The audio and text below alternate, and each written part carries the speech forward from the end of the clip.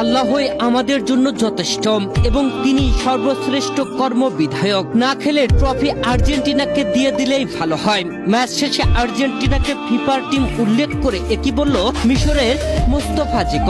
প্রিয় দর্শক, বিশ্বকাপের কোয়ার্টার ফাইনালে ওঠার লড়াইয়ে আর্জেন্টিনার বিপক্ষে খেলতে নেমেছিল মিশর। আর এই ম্যাচে টান টান উত্তেজনার হাড্ডাহাড্ডির রুদ্ধশ্বাস, যেখানে আর্জেন্টিনাকে 2 গোলের ব্যবধানে পিছিয়ে দিয়ে উল্লাসে মেতেছিল মিশর। তবে রেফারিদের চালাকিতে আর্জেন্টিনা ঘুরে দাঁড়িয়েছে।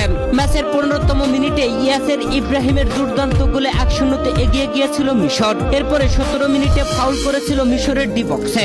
সেই ফাউলে পেনাল্টি ধরেছিল রেফারি, আর সেই পেনাল্টিতে গোল আদায় করতে ব্যর্থ হন লিওনেল মেসি। হতাশ হওয়া মেসিরা প্রথমার্ধে গোল পরিশোধ করতে পারেনি। প্রথমার্ধে 1-0 এগিয়ে থেকে বিরতিতে যায় মিশর। গ্যালারিতে উদযাপন করছিল মিশরীয় সমর্থকেরা।